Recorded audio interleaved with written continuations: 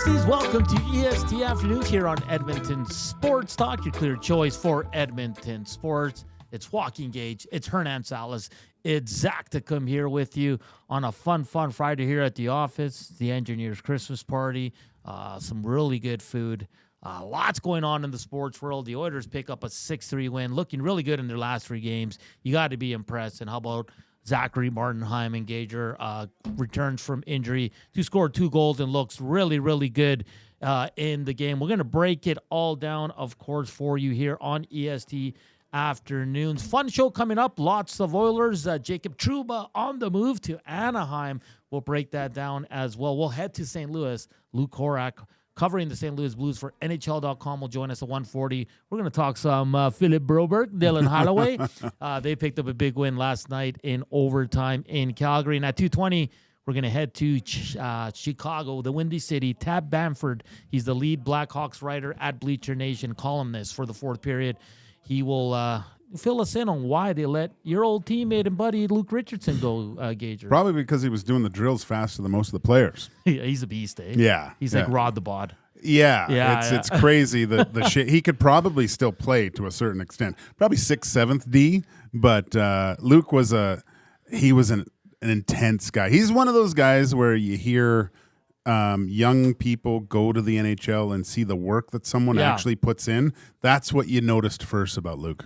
No, that's great. It's not great, but I mean, like, I always liked Luke when he was an Edmonton Oiler, hardworking guy, and a lot of people have said that he's just a fitness machine and demands a lot from his players. It's a little bit unfortunate because I think at the end of the day, Gager, like that team wasn't going to be that good. Hey, look, every coach gets fired, but I don't know if he was given the proper opportunity to succeed either. Yeah. Like when he first took over, it was like, let's not win games and try to get Bedard, right? Like it was, so he was set up for failure to begin with. They weren't a good team, and he's obviously the first casualty. Now, I think they just went with their associate coach or the guy from the minors that's come up. So I understand it a little bit, but I don't think it's going to change that team much. No, they might get a bump for a few games, but that's about it. But we're going to continue to break it down. If you want to listen to us, EdmontonSportsTalk.com, tune in, or the iHeartRadio app. If you want to watch us, EST YouTube channel, hit us up on the Nasty Chat. Text us 780-218-9999. And like always, we're coming to you live from the William Huff Studios here in the west end of the city. You want to hit us up on our socials at Yag Sports Talk, at Hernan the Man, at Joaquin Gage 31, at Zachary HMK, and on Instagram we're at Edmonton Sports Talk. Like I said, a fun show, fun day here at the office. I'll just give you the Jacob Trouba move. He heads to Anaheim in exchange for Urho Vakanainen and a 2025 4th-round pick. No salary retained. Anaheim will take on the full $8 million. Of course, the Edmonton Oilers making a minor move here today. I'm just pulling it up. I just want to get the names correct. The Oilers sent this out just before we jumped on air. So the Oilers acquire forward Jacob Perreault from Montreal in exchange for defenseman Noel Hoffenmeyer. Not much to say on that. I have no idea. I know minor league deal. Yeah, minor league deal. So is it a precursor to something else? We will see. But the Rangers move on from Trouba. That's going to be an interesting topic. And no, the Oilers, I think Tommy reported he checked in with his guy. Yeah. And they said no interest at all. There's no way they're fitting $8 million in. But there's no way Trouba was going to a Canadian city. That's the other part. Yeah, because I was telling Gage before one on there, he's willing to go to Anaheim. Anaheim's terrible. Yeah, no, it's and I was trying to look and see because the whole reasoning of leaving Winnipeg was because his wife was a medical student, right, and doing her residency, and it was beneficial to be in the tri-state area. I think is what I read, and maybe there could be still opportunities, I guess, in LA, but it said like she has to stay in one place to complete these things. You can't be moving around while you're doing this, right? So. Yeah, these are some of the things of the life of a professional hockey player. A lot of times we just look at the number beside their contract and think, oh, it's great, but he's got a young family. Yeah. And now he's on the move. And I'm not saying this doesn't happen in other lines of work. It obviously does, but these are one of the realities that can happen to people. And probably, although we harp on it a lot, is why you see so many modified no movement, no trade, those types of clauses, just to protect players against having to deal with these types of situations. And in other news, Mark Stone returns to the lineup for the Vegas Golden Knights, and Thatcher Demko will back up tonight, making his triumphant return since the playoffs. To the bench? To the bench, yeah. It's pretty exciting, though, if you're a Vancouver Canucks fan. I want to get to a comment. Zach's going to have to jump on here because he heard it, that Dusty made about dogs. I have to save judgment because I don't know exactly what Dusty said. I looked into the text line, and Hampton Steve said, "If there's one thing we've learned, Dusty hates dogs." I don't know. We might have to find another co-host for 1 to 3 here. That just doesn't fly with me. Well, the biggest thing he said is that dogs aren't human, and they're not. You shouldn't treat them like a human. This is what he's been saying. So this is because of Connor McDavid brought Lenny. Yes. To his presentation, yes. Yeah. What was wrong with that? Nothing. I loved it. You know what? It was such a human moment. Granted, Connor has a fake Bernese Mountain Dog. It's one of those Bernedoos. I have the real thing. But so we'll leave it at that. But to see the dog so happy to see Connor, that was great. And I guess you kind of being a dog person.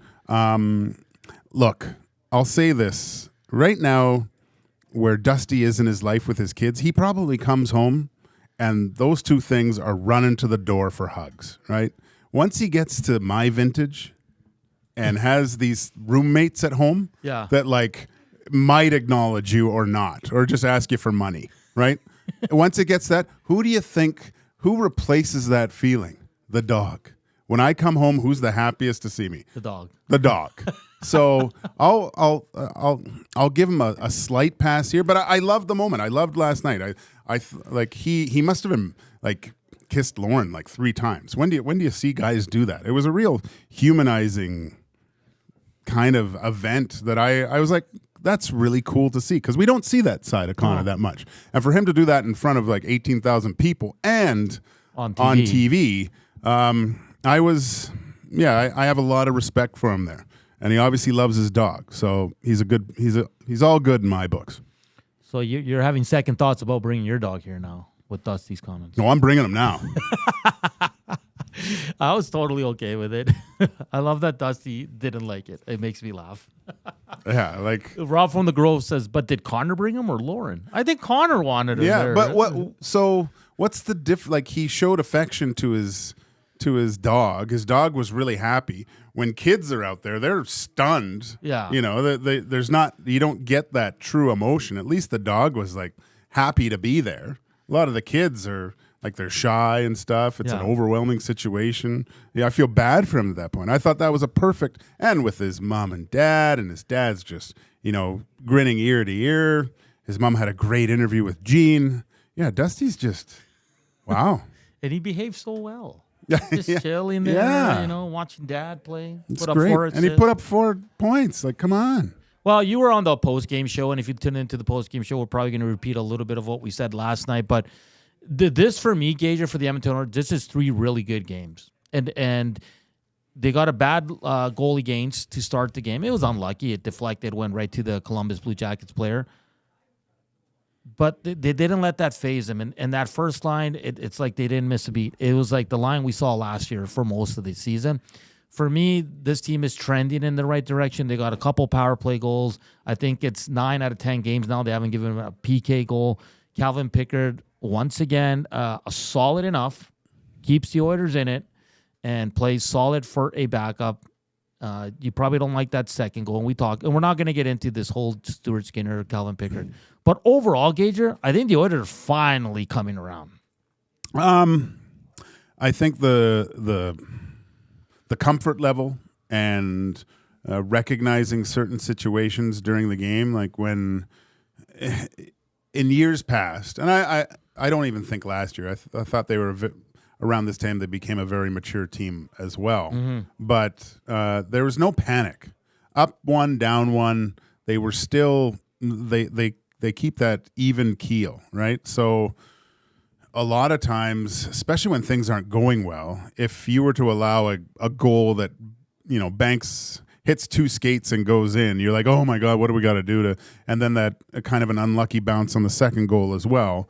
You'd see teams. Well, the Columbus Blue Jackets got some juice from that, right? Oh, But the Oilers, they steadied the ship and came right back at them. That's the sign again of a mature team recognizing the situation and not even bending at all, like not even looking at the scoreboard, treating it like it's 0-0. Yeah, and reports from practice, nothing's changed. The lines will remain the same. And why would you change them, right? No. Ahead of their game against St. Louis and all that. Gager, what did you make of – I want to get to the goaltender interference challenge in the Oilers game because I thought the coach was grasping, just kind of hoping.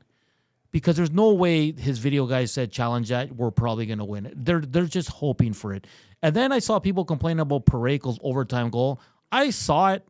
I have no issues with that goal either. The puck's not covered up. The whistle's not blown. You can dig for the puck. Yeah, I think that what the rule is, if the glove's over it or if it's under the pad, then it becomes an issue if you push, right? But the puck was free. He kind of went at it again. And it was quick, right? It was very fast. Yeah. Like watching it in slow-mo, you can almost slow down everything and it looks illegal, right? Yeah. But at proper speed, that's a fine goal. I don't know. Did you hear what Craig McTavish had to say last night about challenges and using his video coach and things like that? No.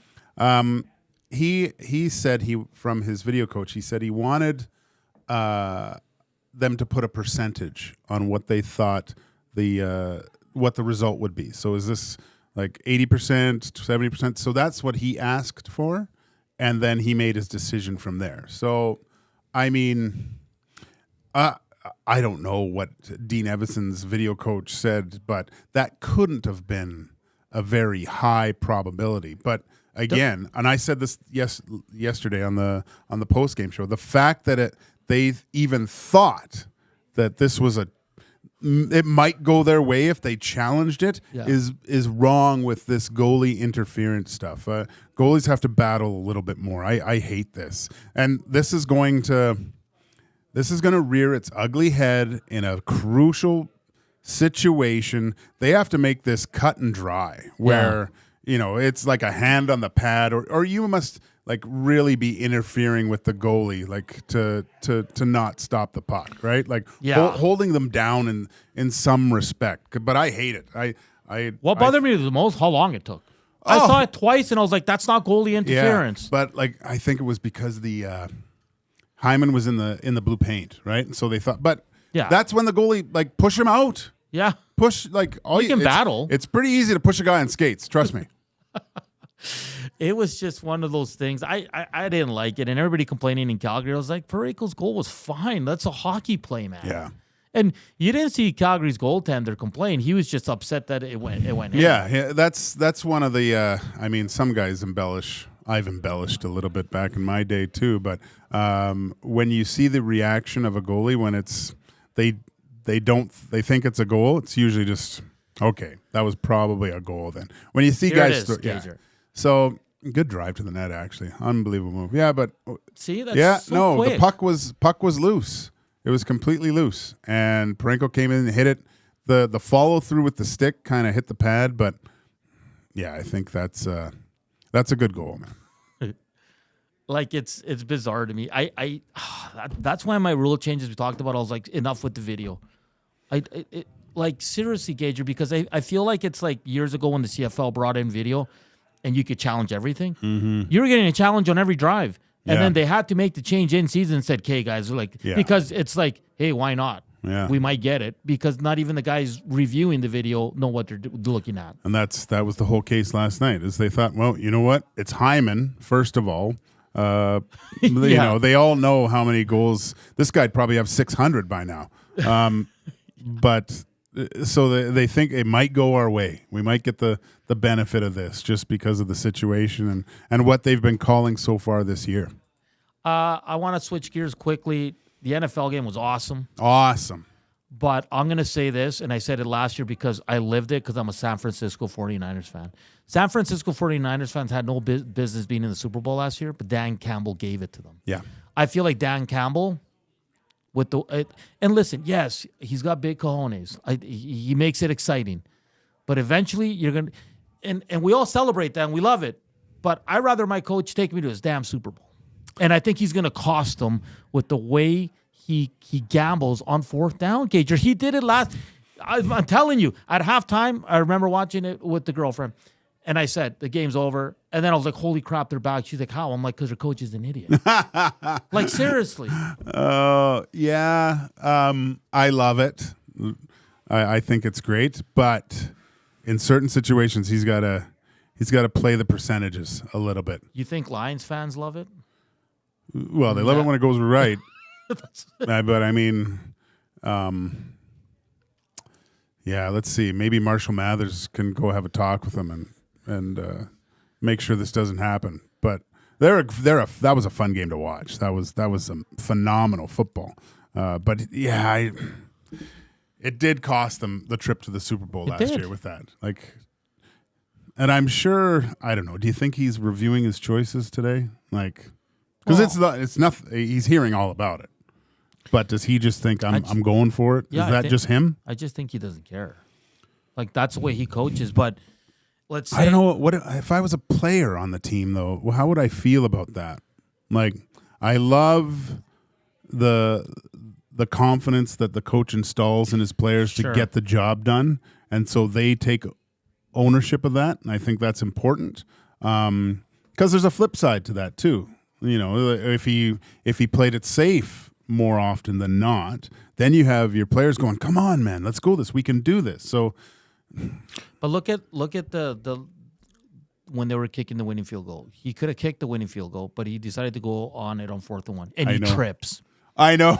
Goff trips. Great play. Yeah, but I mean, those are the things that could happen and cost your team. Like I couldn't believe when he tripped. I'm like, you got to be kidding. Why wouldn't they just kick it? And then they get a little bit closer, and I can. Dusty's losing his mind. Oh yeah,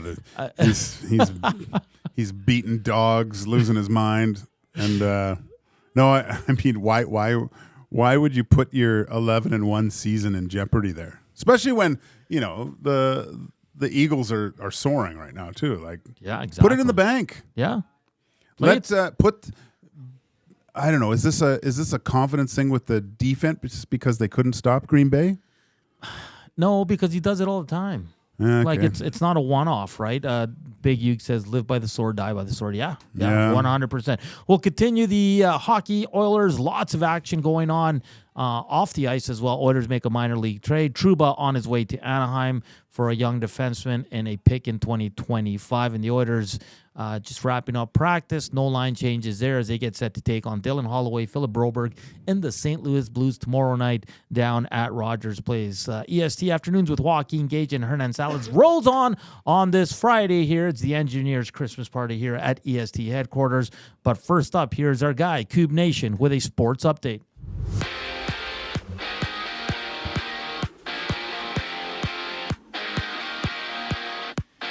The Oilers have acquired forward Jacob Perreault from the Montreal Canadiens in exchange for defenseman Noel Hoffenmeyer, and the Oilers are in action tomorrow when they welcome Philip Broberg and the St. Louis Blues. And there's 6 games on tap in the NHL tonight, having the Maple Leafs go at it against the Capitals. Stars battling the Golden Knights while the Kraken take on the Devils.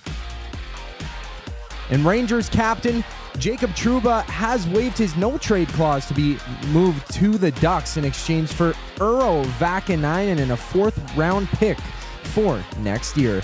Anaheim takes 100% of Trouba's $8 million salary in the move. While Thatcher Demko of the Canucks returns from injury to back up Kevin Lankinen against the Blue Jackets. And on the court, the Celtics throw it down with the Bucks. The Pacers see the Bulls before the Timberwolves face the Lakers, seeing 7 games around the association. EST Afternoons with Hernan Salas and Joaquin Gage rolls on after the break. I'm Zachary Kubish, keeping you in the loop. Get all the latest news and takes on everything Oilers with Dustin Nielsen and Tom Gazzola on the Oil Stream. Live at noon, Monday, Wednesday, and Fridays. Only on EdmontonSportsTalk.com.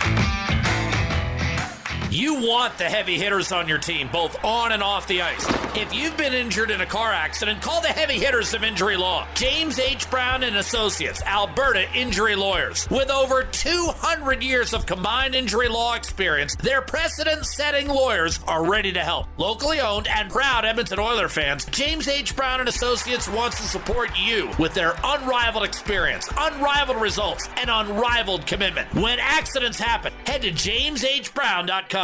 Since 1952, William Huff has been the heartbeat of Edmonton's advertising world. From humble beginnings to a citywide powerhouse, we've been the go-to for signage from print to design and installation. Partnering with Edmonton's top sports franchises and major events, we've helped shape the city's global reputation. Our secret, unmatched customer service, decades of experience, and a passion for excellence we call the William Huff Advantage. Visit us online at williamhuff.com.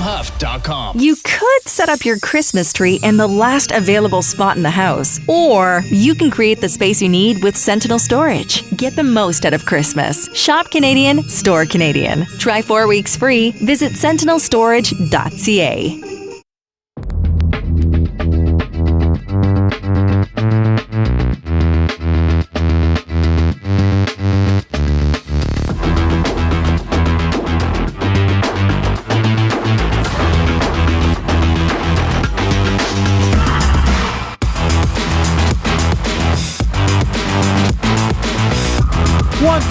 Welcome back to EST Afternoons here on Edmonton Sports Talk. Joaquin, Gage, Hernan Salas, Zach to come. We'll head to St. Louis, talk to Luke Korac from NHL.com to talk some Blues. We'll head to Chicago to talk about the firing of Luke Richardson there with Tad Bamford and just have some overall fun on this Friday. Like I said, it's a fun day here at the EST Studios. It's the Matthew Wanick's Engineers Party, Christmas party. So pierogies, sausage, cabbage rolls. It is so hot in here. Jay's famous buffalo dip, which is the amazing. buffalo dip's good. It was funny because I thought, I better bring some. I brought some chips, and I said, I got to get something else. I got some General Chow's orange chicken thing, and I you just heat that up and put some sauce on it. I did it in the and Dusty came out. He can sniff that stuff out like a truffle pig. And he goes over, he goes, this is something I'd like, I think. And then I go, yeah, it definitely is. He goes, oh, and he eats it. Chinese. I just went up to him. I'm like, have you had pierogies? Because Matthew's parents made us like homemade pierogies. He's like, I only eat potato or cheese. I'm like, those are potato. Doesn't eat potatoes and cheese? No, he only will eat because one's sauerkraut and one's potato. I'm like, the ones on the right are potato, buddy. Oh my God, that's great. You guys had a heated conversation about dogs. And listen, I love dogs, but I'm with them in one sense. Don't dress up your dogs. Don't that bothers me, Gager. But I mean, I don't lose sleep over it. But he like you said, I grew up on a farm. Dogs are dogs. Yeah, I can see that because I played with Craig, Mark Gregg. Greg and his son plays for the Senators. Anyway, Riley Gregg. Ridley Gregg. Yeah. And he was telling this story because he grew up on the farm, and basically this is pretty bad, but let's just say on the farm, the cats weren't, if there got too many of them, they were dealt with. And he was telling the story, I guess, and my other good friend Shane Peacock that lives in town here had just his two cats that he loved escaped out of their apartment in Hamburg, and he was like, and Craig is telling this story, and Shane's just kind of crying because his dad is talking about just getting rid of these cats, and he couldn't understand why Shane was so upset that his cats were gone. Oh, you just get new ones. Do you celebrate your dog's birthday? My family does. Okay. I think it's around August or something. That's what I just go by. Well, you know what? I will take him I always take him for walks, but I'll get him the birthday biscuit from the dog food store, right? He doesn't know any different. It's not a big deal, but he just knows that when he gets in there, he's getting a treat. Yeah, so. He's like, why am I getting extra treats today? And it's pretty funny because if I go along that route, sometimes he'll drop anchor and go, no, well, I want to go to the dog food store, because he knows if he goes that way, it's a good chance we're going there. Yeah. Steinbach, the Nemesis says, can I get my refund on my Nasty Club membership? This dog hate will not stand. Rip City Step says, if Dusty had a dog, he wouldn't need to love LeBron so much. Oh. I like this one. Dusty's dog would be named Bronny. Yes. VR Montenegro says, if Lenny wasn't there, the whole Silverbone presentation would have just been weird. That's good. Just Herb's hose into the text line. Did you guys already talk about the Oilers trade from a few minutes ago with Montreal? Yeah, it's basically just a minor league deal. We don't know if something else is happening possibly, but not much to really talk about there. Yeah, Al says, hey, boys, did you see the smiles on the players' faces when they interacted with Lenny? Derek Ryan was all smiles on the bench just watching. Leon Nuge and Nurse were more interested in the dog than they were in Connor. Yeah. Of course they were. That's. I'd like to see Dusty own a dog. Oh, can you imagine? No, you know what? I don't want Dusty to have a dog, because he doesn't need any more responsibility than he already has. That's true. And his kids they're too young right now. I would say unless you can really put a lot of time and effort into your dog, and you think, it'll be good for the kids and the kids can walk it. Kids, I don't know. I don't know what was wrong with me. My parents told me to do something and I kind of just did it. But I mean, you would really think when I asked my kids to take the dog for a walk, I asked them to build a space shuttle. Like the look on their face, like, oh.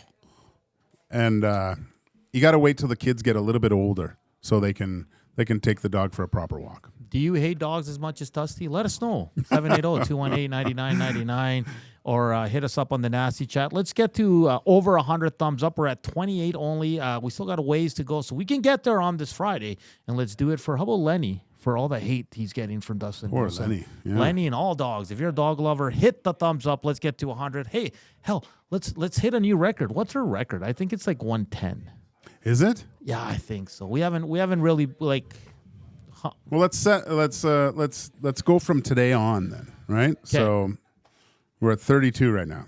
That's not good enough. That's not good enough. That's not a record, guys. That's an all-time low right now. So keep hammering that thumbs up. 131 watching.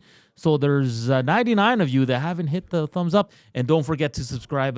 Also, if we hit 11K by Christmas, Dusty will eat a pickled, what is it again? Herring? Yeah. Yeah. He won't like it. Yeah. Like, it's bad. I even told my mom about that today, and she just went, ugh, pickled herring? Like, seriously? For him to try that? No way. I even brought liver sausage here. Yeah, and he it's didn't so even good. want a piece of it. Yeah. That's easy. In Chile, they eat liver sausage, but you toast your bread. Oh, it's so good. I remember, I'm a fan of the pate. Yeah, it's funny because there's a lot of great food out there, and Dusty probably eats 20% of it. Yeah. I feel like yeah, it's funny. Just try it. I think I'm finally I didn't understand why at first. Like you're basically limiting yourself to one of the biggest pleasures in life. Yeah. Is eating good food. Yeah. You know, and trying new things and I'm okay with, like, especially with kids, Gager, where it's like, okay, try it. If you don't like it after trying it, I'm okay with that. But when you say you don't like it, because the way I was brought up, guys, I ate what was served to me. And if I didn't eat that, you either eat it all and take 3 hours to eat it, or you're not getting anything else. Yeah, that's all we had. You know, we're out of Cheerios, so it's couscous and liver pate. Yeah. Like my kid doesn't eat meat. Make them. Yeah. You're the parent. Like, come on. Like, I don't know. It's different. I mean, Gager, you try everything. I do as well. And there's certain foods I don't like either. Like, I'm not saying I'm a go for everything. Yeah. I mean, yeah, I like basically everything if it's done properly, right? I'm trying to think of foods that I really don't like. But you like lamb? Of course. Yeah. But like well seasoned and you know what? Really, I mean, lamb. I just like a Dijon sauce on it, and I don't like it too rare though. Like some lamb chops, you go and they're like really rare. I don't like that. I like the medium, but no, I mean, my mom used to take me to go have dim sum in Vancouver as a kid, right? And all of a sudden, this little bamboo box would be in front of me full of chicken's feet, and it was go time, right? Yeah. I'd just devour these things. I tried dim sum. I did not like it. I loved it. Yeah. Zach, stupid question. Do you like lamb? Come on. Because I feel like that's why I like Zach. He's a young man. He's 21 years old, and he'll eat anything. Yeah. Or at least try it. And if he doesn't like it, at least he can say, no, but I tried it. Yeah, I like trying like anything. Put food in front of me, I'll eat it. I see food and eat it, just like the. What about like wild game, like deer and? I've had moose. Okay, what do you think? Good. Yeah. Yeah. I'm not opposed to trying those things. You ever have grouse? No, haven't had grouse. Yeah, I have. In Chile, they eat rabbit. Oh yeah, that's like chicken. Yeah, that's what I've heard. I've never had it personally, but I know they eat rabbit. Yeah, I've had rabbit before. Okay. I've had duck. I mean, my friend gave me a bunch of wild game. It was a little like I did the roast portion of it. It was a little tough just because there's no fat on that thing, right? So I ground it up with bacon, like real thick bacon, and then just made patties out of it and had burgers. They were delicious. It's weird when you get older, you really love everything you didn't like as a kid, Oh, I know. right? Like going to bed at 9:30. I don't go to bed that early. Oh, I love it. Oh my gosh. Seriously? Get me in there, wrapped up, cozy. I haven't TikTok, read a little bit of a book, and I'm out. I haven't gone to bed at 9:30 in so long. Oh. I'm on that. Like my whole life, I go to bed between midnight and 1 a.m. When I see 9 o'clock on the microwave downstairs, I'm like, oh yeah, I'm getting close. It's getting close to Gager's bedtime. Sweet dreams, sweet dreams. Lars says moose, elk, deer, and steer all day long. Chief Andy Dusty has a palate of a toddler. He's getting better though. No, he's not. We talked about Trouba, obviously, off to Anaheim, and Craigor's into the text line. Fellas, Trouba and Gudas sounds scary. Oh. Yeah, you definitely do not want to.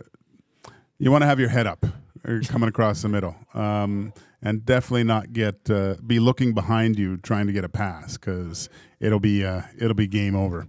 I didn't even think of that. Yeah. But I don't know. Is it going to be? We don't even know if Trouba's going to go yet, right? So the trades happened. No, but I think he had to. did he have to agree? He had to Okay. agree because they had a few moves. The LT, come say hi. What are you up to? Hi. Hey, what's been your favorite from the food today? Well, Zach brought in a meat chub, and it was delicious. It was a nice, what do you call it, a mince? Was it a mince? A liverwurst. I was just cheersing Matt. It was a great party. I think it matched the depression and the low-keyness of the old engineer's Christmas party we had at the old place. So, job well done. Cups up to Maddie. Nice. What do you do, the clicks? Yeah. Thanks for having me. Oh, that's good. I love that. Yukon Jack in the house today. Oh, Good what to a see you. beauty, man. That was great, man. He's slimmed down. Lots. Yeah. Well, sober in Canada, like he's saying. Yeah, He yeah. won't He only drink in drinks. Canada. He only drinks And outside of the he's, country. He's such a good storyteller. Oh my gosh. Yeah, I can listen to that. I was guy. trying to do work and I just listening to the stories and I'm like, Jesus. I was a little mad at him though because he never took me on his boat this summer. But Well, we'll have to do maybe we'll do EST from the boat this summer. That would be something. that'll be something else. It's great being on the good old river, man. I floated down it once and I was disgusted. I was itchy and had stuff on me for a while, but no, I could go on the boat for sure. Yeah. Dusty doesn't like pate because it looks like dog food, and we all know how he feels about dogs. That's it from Wadding Cloverdale. I didn't know Dusty didn't like dogs, man. That kind of hurts me. Goudas and Trouba is from Matt Larkin on Twitter, who sent this in. Craigor, the Bash Brothers from Mighty Ducks, remember? Yeah. That's a good one. Let's see here. Big Uke, Trouba, and Gudis are going to be really scary on the course in May. Yeah, most likely. Voiceover of the year, LTE. It's fun. It's been great. It's winding down. It ends very soon. Yeah. So it's going to be fun. It's it's just great to like mingle and indulge in a bevy or two and have some great food. And shout out to Mr. and Mrs. Iowanek for the great Ukrainian food. Yeah, it was good because as I was coming in today, I'd met them as they were leaving. So phenomenal job. Like with the pierogies were great.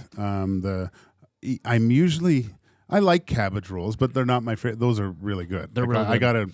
They're different than like cabbage rolls I'm used to eating. They're those are the ones that I kind of like. I have to smuggle some out of here on my way out. Oh, for those sure. are my wife's favorite. Zach's gonna take all the leftovers. Oh my God! All that dip that Jay made. Oh, it's great. Yeah, Jay hit it out of the park with his dip as well. And the chips he brought, like I've never had those chips. They were solid. But we'll continue the hockey talk. Philip Broberg, Dylan Holloway return. Will they get a video? Will they get booed? What's going to happen as they roll into town for the first time since signing their offer sheets with St. Louis, and the Oilers not matching it? We'll have a conversation with Luke Korac, who covers the Blues for NHL.com. Up next here on EST Afternoons, Joaquin, Gage, Hernan Salas, and here's Coop Nation with a sports update.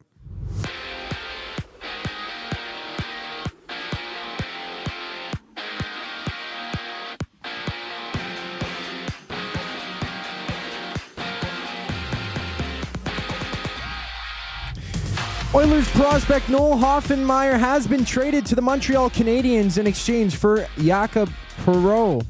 And the Oilers are in action tomorrow when they host the St. Louis Blues. Today it's Columbus on the road, having Thatcher Demko return for the Canucks in a backup role to Kevin Lankinen, while the Wild take on the Ducks, seeing Rangers captain Jacob Trouba being flipped to Anaheim for Urho Vakanainen and a 2025 fourth-round pick, seeing the Rangers in action against the Penguins. At the Claire Drake Arena, the Golden Bears host the Nate Ookes men's hockey team with another matchup between those teams tomorrow. In college football playoffs kicks off, having Boise State test their luck against the UNLV running Rebels. And there's 7 games in basketball, which has the Kings tip off with the Spurs and the Lakers meet the Hawks. On the other side of the break, more NHL talk with Luke Korac.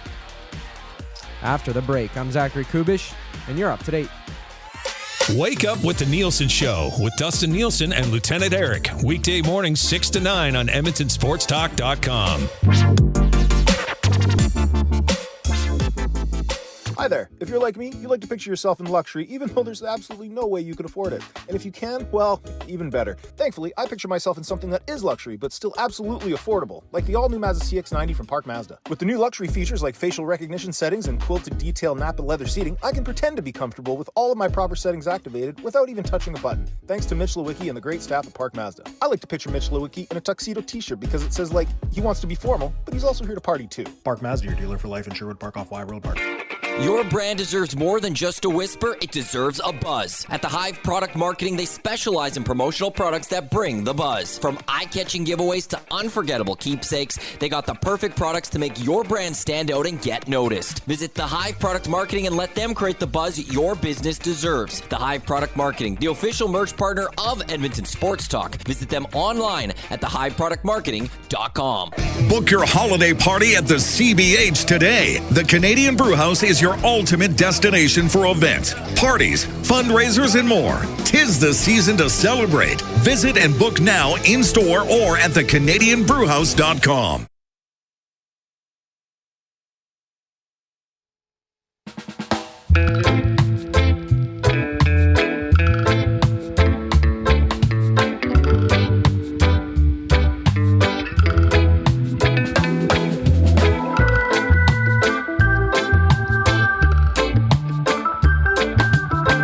It's 1:40. Welcome back to EST Afternoons here on Edmonton Sports Talk, your clear choice for Edmonton sports. It's Joaquin Gage, it's Hernan Salas, it's Zach Kubish here with you. A fun first 40 minutes. Keep smashing that thumbs up button.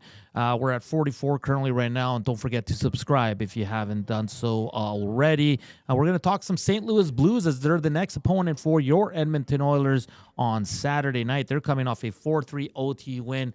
I know for many it was a controversial OT goal. I think for us, Gage, we thought it was a good goal. No need to call that one back. But there's two big names coming back to E-Town, Dylan Holloway and Philip Broberg. I'm sure they're going to get a nice welcome for about a minute, and then it's going to turn to booze for those two players. But we're going to talk all things St. Louis Blues right now with Luke Korac from NHL.com. Lou, how you doing this afternoon? Thank you for taking the time. I'm good, guys. How are you? We're doing excellent. I guess we can start from last night, back and forth game in Calgary. Colton Parayko, freshly off being named to Team Canada, scores the OT winner. What did you like about their game last night in Calgary, Lou? To be honest with you, not a whole lot. Okay. But you know what? Those are the kinds of games that if you've had the makings of the signs of a good team, good teams find a way to win games when you're maybe at your C average kind of a game, maybe D plus kind of a game. And I thought for a lot of stretches of that game that they got outplayed, but here's the big difference right now under Jim Montgomery. They're averaging almost a goal and a half more a game. And you know, for the third time in the 5 games since he's taken over, and I understand it's a small sample size, they've scored 4 or more goals and 3 or more in 4 out of the 5. So they came in when Montgomery took over, they were 30th in the league, averaging 2.36 goals a game. And you're just not going to win very many 2-0, 1-0 games in this league. So they're finding ways to score goals, and they're getting goals from their top end guys. And that's what they had to do last night. Of course, Jordan Binnington had to play well again in order for them to get a point. And then once you get to the 3-on-3, it's anybody's game. And that's when I really thought the Blues kind of stepped it up a little bit. Robert Thomas had a nice toe drag where he basically walked Sharon Govich around the edge, makes a nice play, and Colton Parayko's there to tap it in, and you get yourself 2 points. So they found a way to get themselves 2 points when maybe they didn't deserve it. And those are things that, again, good teams tend to find to do throughout a season. I'm not saying that the Blues are there yet, but that is a good sign when they're able to win a game like that under those kind of circumstances. Lou, you mentioned that the St. Louis Blues, there's obviously been a little bit of a philosophy changed offensively. I should say Drew Bannister was fortunate enough to play with me at a certain point in his career. Was his the way he coached, was it more defensive minded? Was that kind of the focus point and kind of the reason why they were looking for someone? I mean, Jim Montgomery has a proven track record, obviously, but was that the reason that they made the kind of surprising coaching change? You know what, guys? I'll be honest with you here. Drew Bannister could have started the season 22-0-0, and if Jim Montgomery were to have been made available, Doug Armstrong was going to go get him. Okay. I mean, this was his guy from the get-go.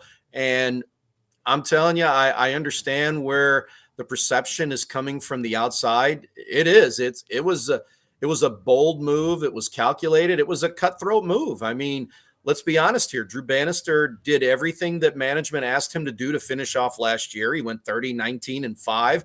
Maybe wasn't the kind of start that they were looking for, but all things considered, a team that hasn't made the playoffs for the last 2 years, I don't know how much more they could have asked from him. But yeah, I think Drew Bannister felt like maybe this was a team that wasn't going to be able to outscore opponents. So he was more focused on trying to have this team focus from the back on out. He knew he already had the goaltending. The defensive 6 has usually been the shaky part for this team the last couple of years. And I think he just really wanted to strengthen that. And maybe he got away from some of the offensive concepts that some of these guys have. I don't know if you guys saw the post-game interview with Pavel Buchnevich after what ultimately was Drew Bannister's last game after the Islanders game. Basically, bold move said we just didn't simply practice offensive schemes enough, and it was frustration. And I think that was pretty telling to me. And we could see it on a day-to-day basis in practice that they really wanted to hone in on the defensive side of the game. It was getting there. It was much more improved. But again, when you're scoring out of the first 22 games, they scored two or fewer goals. That's over 33% or just under 33% of your games. You're just not going to that's not sustainable to be able to win in the league. At some point, you are going to have to outscore your opponents because your defense just is not going to be able to hold the fort down that much. But again, Doug Armstrong was going to make Jim Montgomery his guy no matter what. If Boston wouldn't have won a playoff series last year, I think he would have been made available in the offseason, and I think he would have been his guy then. So I don't think there's anything really that Drew Bannister did necessarily wrong to be able to say get fired like maybe a Luke Richardson did yesterday. He did make mistakes. Doug Armstrong acknowledged that, but ultimately Jim Montgomery was his guy. Lou Korac, covering the Blues for NHL.com, joins us here on EST Afternoons. Lou, if I do the post-game shows for the Oilers here, and if I can tell you how many times Holloway and Broberg are brought up and how much they are missed here in Edmonton, it's absolutely crazy how much they're talked about still. What can you tell us about Broberg and Holloway? It seems like both are having really good seasons there in St. Louis. Well, I'll start with Holloway first. He's really picked it up since Montgomery took over. He's got in each of his 5 games, he's got a 5-game point streak. He's got 4 goals, 4 assists. Jim Montgomery really trusts him. And I think the one thing I've asked about him a number of times, and the one thing that stands out is Jim Montgomery says he's a hockey player. It was funny because last Sunday before they took off on the 4-leg Canadian trip that they had, you could hear somebody in the background towards the locker room. You could hear pucks getting shot off walls, or they've got a little practice area back there. And Jim Montgomery goes, "This guy's a hockey player." And he goes, "I don't know who's back there." He goes, "But if I had to bet, I'll bet Holloway back there shooting pucks right now." And sure enough, it was Dylan Holloway. So these guys are really going hand in hand together. And I think one thing that Montgomery is instilling in these younger guys is he's giving them the confidence to go out there and just simply play. And I think you can see that with Dylan Holloway's game right now. The last few games that he played for Drew Bannister, he was playing on the third line, and I think he was playing 8-9 minutes a night, which was kind of indicative of where he maybe thought that he was at the time. Jim Montgomery's playing him 15, 16, 17 minutes. He's playing with Jordan Kyrou and Braden Shen right now. It's probably the most consistent line that they've had since they've assembled them together, because the 3 of them have had their hand in 9 out of the 10 points that they've gotten so far since Jim Montgomery has gotten here.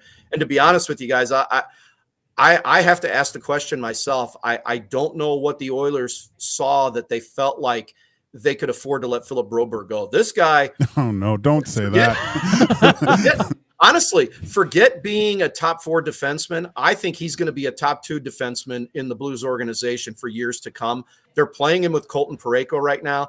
He played a career high, almost 27 minutes last night, had 2 more assists. He's got 12 points in 15 games, guys. And if he didn't get injured and miss 12 games with that right knee injury, who knows where? He may be among the top point getters among defensemen in the league right now. He's just making all the right reads in the defensive zone, making all the right plays, and knows when to pinch in the offensive zone. I hate to put him on this kind of a pedestal, but I could probably count on my hand how many times I've seen him make a mistake this year. It hasn't worked out. It couldn't have worked out any better for the Blues than what they've gotten from these guys so far. It's a small sample size, but the trajectory that they're on is probably better than what they really felt like it could be. Wow. Well, we might have to cut that from this show, Lou, but there's 2 players on your team that are going to be playing with Team Canada coming up this year. I think that it was a no-brainer that you would likely to see Jordan Binnington, but Colton Parayko, around here, people love him. Local kid, good, strong, physical defender.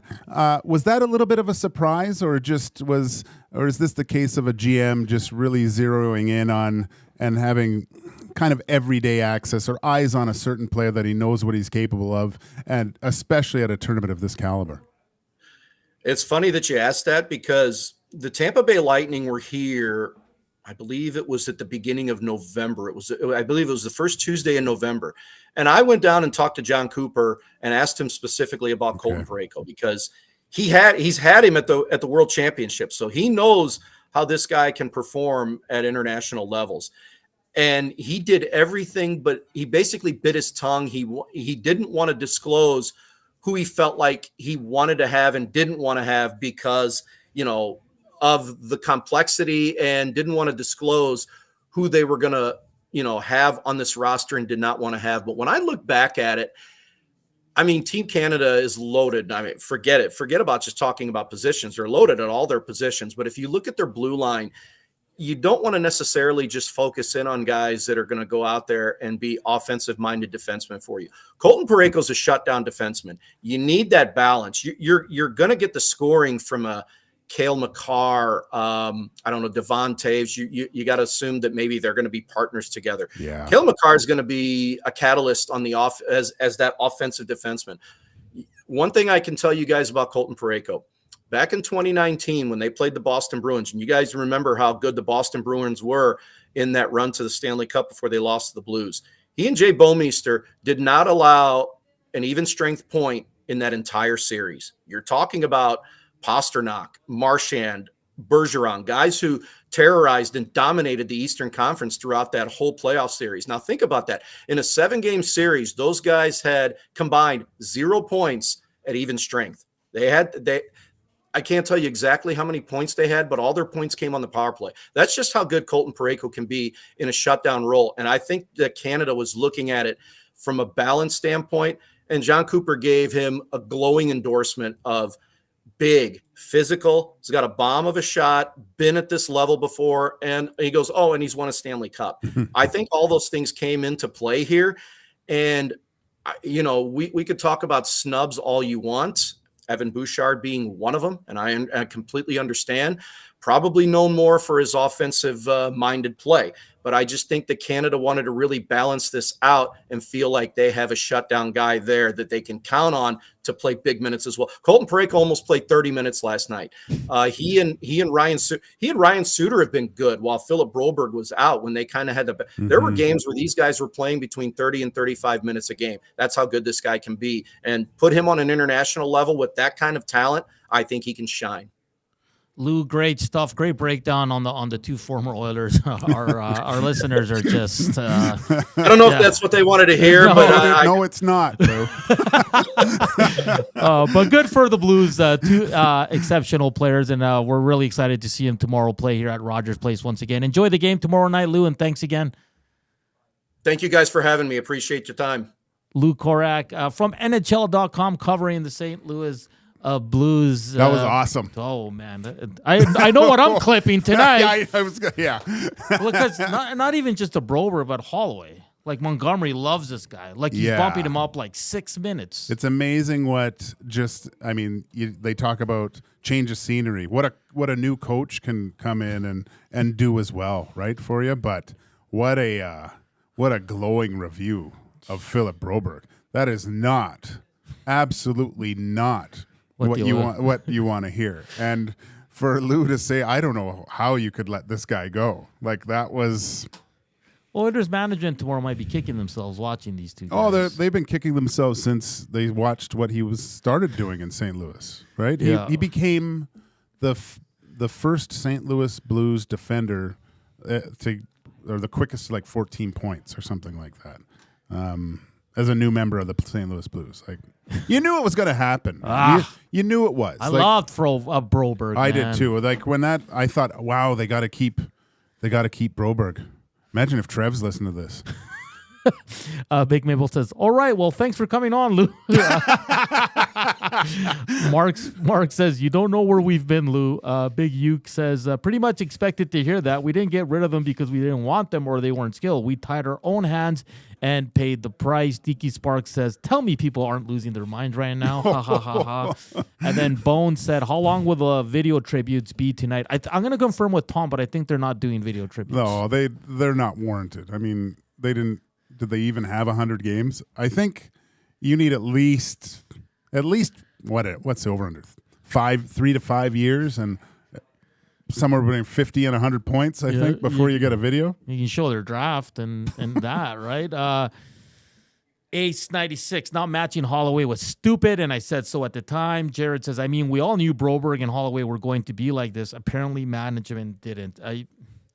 And I think when we started this show and this went down, Gager, I think we talked about if you can only keep one. I think we both said Broberg. And nothing against Holloway. It's what this team needs.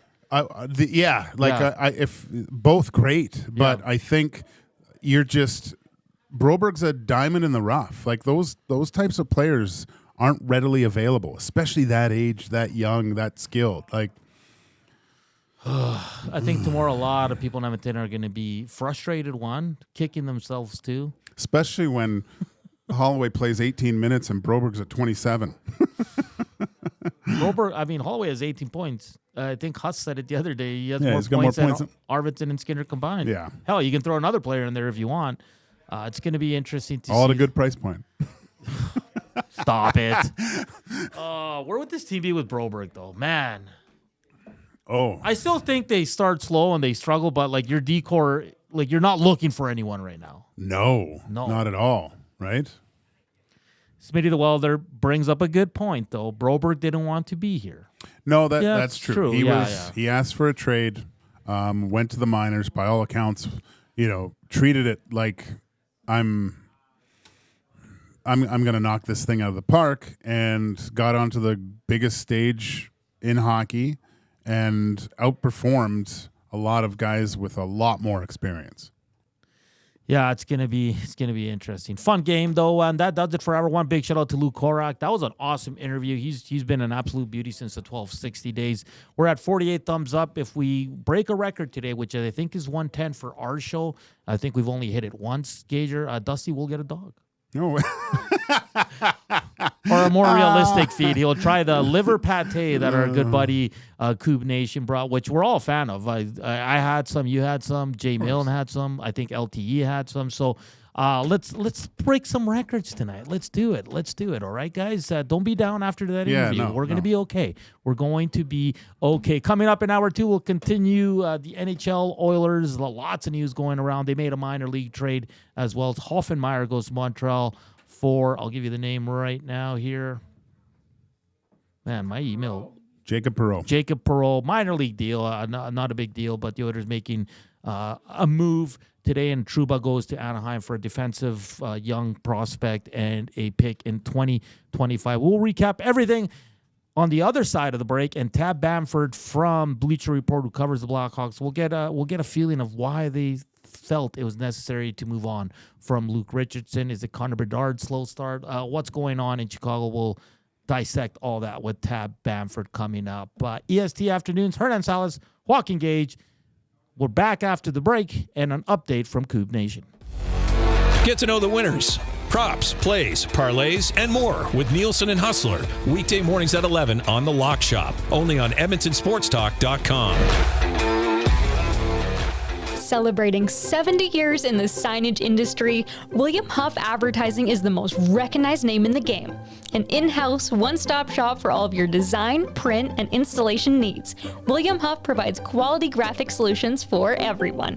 Here in our City of Champions and throughout the nation, they are the preferred signage partner entrusted by many of the biggest corporations, pro sports teams, and organizations to bring their identity to life. Recognize the name, get in the game. WilliamHuff.com. Looking for a winning strategy for your retirement? Contact me, Joaquin Gage at K4 Financial, where expertise meets dedication. I will always look for a careful approach to your retirement, ensuring your financial future is secure. From tailored strategies to clear, actionable advice, I'm here to guide you every step of the way. Don't leave your future to chance. Get in touch with me, Joaquin Gage, today at k4financial.ca or email joaquin.gage@k4financial.ca to start planning for a brighter future and a more secure retirement. Don't feel like working? Join the Hangout. You never know what you might hear. Weekday mornings 9 to 11 on EdmontonSportsTalk.com.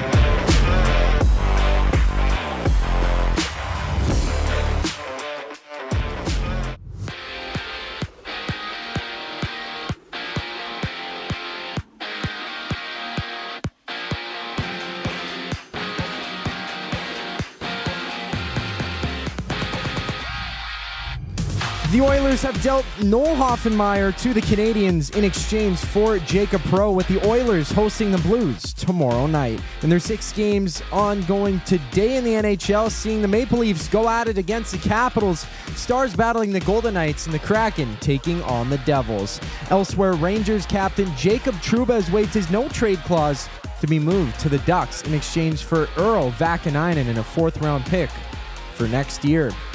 While Thatcher Demko of the Canucks returns from injury to back up Kevin Lankinen against the Blue Jackets. And on the court, the Celtics throw it down with the Bucks. The Pacers see the Bulls before the Timberwolves face the Lakers, having 7 games around the association. EST Afternoons with Hernan Salas and Joaquin Gage continues right now.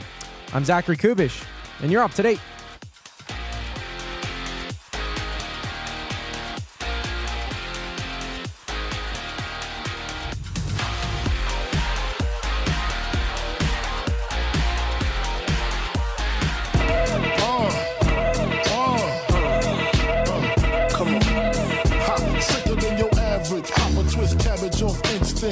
Don't think, stink, pink gators. My Detroit players, Tim's for my hooligans in Brooklyn. That's dead right, if the head right, Biggie there, every night. Papa been smooth since days of under rules. Never lose, never choose to. Bruce Cruz who? Do something to us. Talk, go through us. Girls want to us, wanna do us. Hour 2 here on EST Afternoons. Joaquin, Gage, Hernan Salas, Zach, the producer, and some Biggie Smalls up in the house. If that doesn't get you going on a Friday afternoon, I don't know what will. 57 thumbs up. We're getting close, guys. Let's break the record. Keep them coming. Like I said, if we break a record, Dusty will buy a dog and try liver pate. Coming up this hour, Tab Bamford covers the Chicago Blackhawks for the Bleacher Report and also a contributor on the good old fourth period with our buddies, friends of the show, Dennis Bernstein and Pagnotta. So that's going to be a fun, well, not a fun conversation because Luke played with Gage, good buddies, good coach, and just maybe set up to fail there in Chicago. We'll see what happens. We'll see if they might get the coach bump, but it's just not overall. It's not a good team. So, and when I say that, I don't mean it disrespectful. They're rebuilding. They just got Connor Bedard, their shiny new toy, and it's going to take some time there. I wonder, though, if they thought that they, I mean, I'm thinking playoffs couldn't have been in the picture at all, but I think maybe a little bit more battle, a little bit more in the fight. Obviously, with Bedard's start to the season, I'm just trying to look up his stats here, but because I think he's still like amongst the leaders on the team in scoring, but just with the goal output and just being kind of snake bitten a little bit, I don't know. The Chicago Blackhawks are not. I mean, he is still leading the team in scoring. Like he's got 19 points, but 5 goals, 14 assists, minus 12. Probably not the start that he wanted in 26 games. But they're just not a competitive enough team to battle right now, and that's what makes it kind of surprising that they would let Luke go. And because I think Luke would be perfect for. We always talk about vibes and just that singular focus within the dressing room, and that what's the word I'm looking for? Help me out, Hernan. The tradition, something. The word's escaping me, but he could build that type of stuff with the team and just install that for future generations to go, even if he's long gone. And I thought that's one of the main reasons they hired him in the first place. Yeah. If you want to listen in, of course, iHeart or the TuneIn radio apps, EdmontonSportsTalk.com. You want to watch this EST YouTube channel. And like always, 780-218-9999. And we're coming to you live from the William Huff Studios in the west end of the city. I got some big news. Some sources have just informed me. CFL news regarding the Edmonton Elks. Tre Ford has been extended by the Edmonton Elks. Details to come. So should be coming out soon here. So Tre Ford has been extended by the Edmonton Elks. That's amazing. Yeah. We need some. There it is. Someone needs to tell Maddie. That's been confirmed to me by my sources. So, yeah, Tre Ford will be returning. We'll see what other additions they add to that. Well, the Trevor Harris kind of that made sure of it, right? Yeah, just in case. So it made sense. This is, I mean, it was probably the number one landing spot, anyways. But that's great. Now they can really focus on other things. Where's Iwanek? Shots. It is true. It's been informed to me by a source.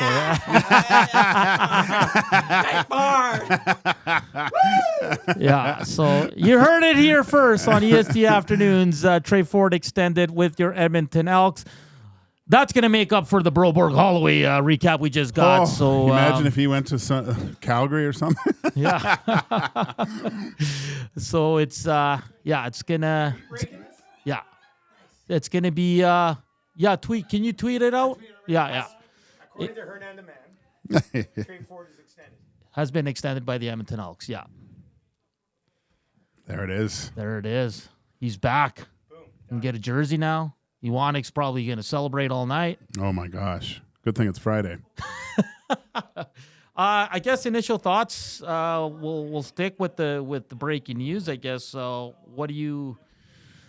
I mean, this was always the place he was going to get the best opportunity to start. I'm intrigued to see the length of the extension, Gager.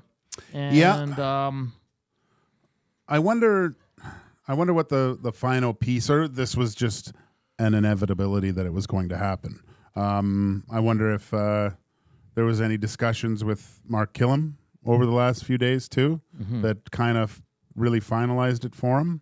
I'm sure these discussions were ongoing over the last few days. They probably had their minds made up. Yeah. This is great. This is the news I think the majority of Elks fans wanted to hear in the first place. So, game on. Quarterback's in place. Now it's time to start focusing on other areas. What the people that we've talked to in the CFL have all said, and granted, you could probably say this for the majority of teams, but now I think the offensive line needs to be the primary focus. They need to be able to protect this guy. Have a Tre Ford that feels comfortable in the pocket, and he'll always have the ability to use his legs, right? But his ability, if he can just stay in the pocket, go through his progressions, and get the ball out in a timely manner, then let the skill take over at times. He becomes a dual threat and very difficult to defend. Yeah, I'm intrigued to hear him because with this new regime that's been brought in, they said they had conversations. What happened the last 3 years? Because there is such a mix-up about coach said this, he said this, he wouldn't do packages. Like for me, it's almost like it's a fresh start for him. Yeah. 100%. I mean, you kind of look at the whole organization as a fresh start, don't you? Like everything's changing over. So, and again, I love the progression of it. They're doing everything right where their needs positions filled. They're putting it with really good people. Yeah, so it's exciting. I'm intrigued to see the term. Our boy JD down at 300 Nation is probably going to have it because he always has it. So, it's exciting. Let's get to the nasty checks. People are pretty fired up. This one says, the Coob. That was great. Update. Nice work. Whoop. Ford says the Wolf.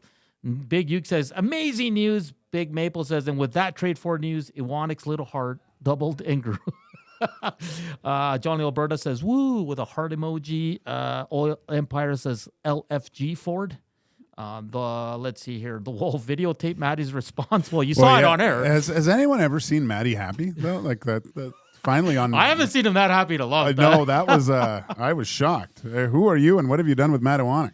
Jared says, "All right, Tre Ford signing makes up for the Broberg call." Yeah.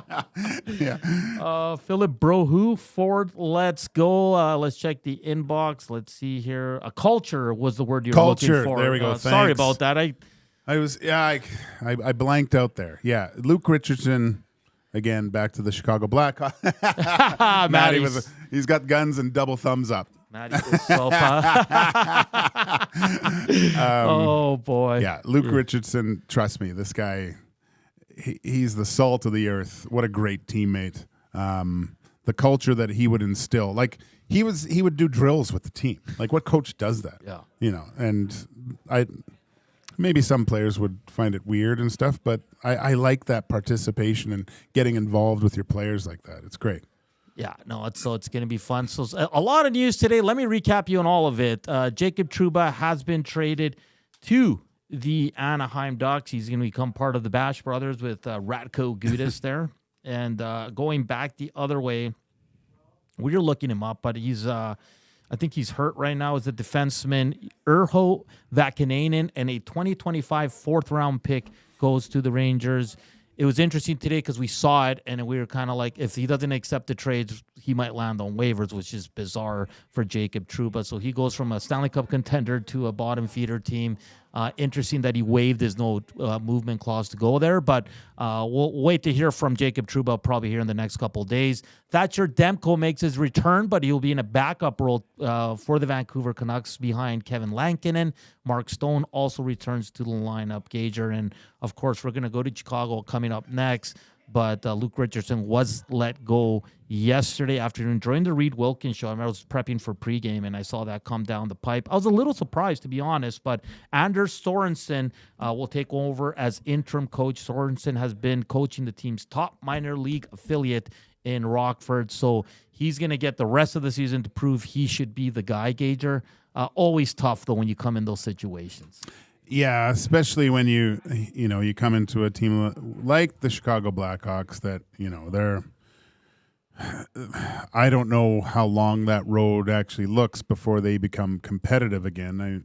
I mean, they're going to have to build through the draft, through free agency, through trades, things like that. I would assume there are some pieces there in Chicago that might be enticing to some teams come trade deadline around that time, where they're trying to bolster their lineup in certain areas, and that's probably the reason why they sign these guys. Right off the top, Taylor Hall is 33, Bertuzzi's 29, Teravainen's 30. These Foligno's 37. Like, these are older players. There's a little bit of term with everyone that I just mentioned, except for Taylor Hall, so it might make sense to some teams around that time. And whatever's coming back the other way, I mean, they're looking further down the road to be a lot more competitive than they are now. Yeah, and we saw it here for years, Gager. Like you just don't turn it around, and no, except if you're Vegas. Well, they never really had to, but it seems like they just. Well, I look at the team they built, though. That was pretty damn good from day one. Yeah, their ruthlessness of going after players, and I think they were lucky in a sense too, where there was a lot of teams where there was a lot of bubble guys, and I mean guys that were somewhat like, say, Holloway, where he's not going to crack the top six. But he's maybe on another team, he's a top six player. And so Vegas was able to fill their roster with a lot of these guys that weren't able to crack that top six just because of the talent level of those other teams. Yeah, it's going to be interesting. That's why I'm really looking forward to our chat with Tab Bamford. D-Nice41 says, only Edmonton Sports Radio thinks it's funny to aggravate its listeners. What did we do? Like, if we did, we apologize, but if you can be specific in what we said. I think it's D-Nice. Is it because of the Broberg stuff? I thought that was... No, but they're playing the Oilers next. Yeah. I mean, I thought it was team, so. I thought it was pretty great to hear. Are you mad because Tre Ford's getting it? Maybe it was the Biggie Smalls intro. Maybe. You get to pick a song next week, Gage. Can't wait. I want. You might go late '80s dance or pop. Yeah. Yeah. No, seriously. Like, what kind of music do you like? It depends. Depends. Man. Okay. Yeah, because my dad was a struggling musician, right? So there's a ton of songs that will come on all the time that I heard him sing that I didn't realize that actually because he wrote some of his own stuff too or whatever. But yeah, I was around music a lot as a kid. Oh, okay. I didn't know that. Yeah. What kind? So it was a little bit of everything? Yeah, everything. I mean, if you think back in the 80s, and actually what was I listening to the other day? It's funny, your Spotify list that comes out, the year end, what you listen to, mine's just all over the place. It's crazy. But I think I was listening to... Mine's sad. Number one would be Dateline podcast. Really?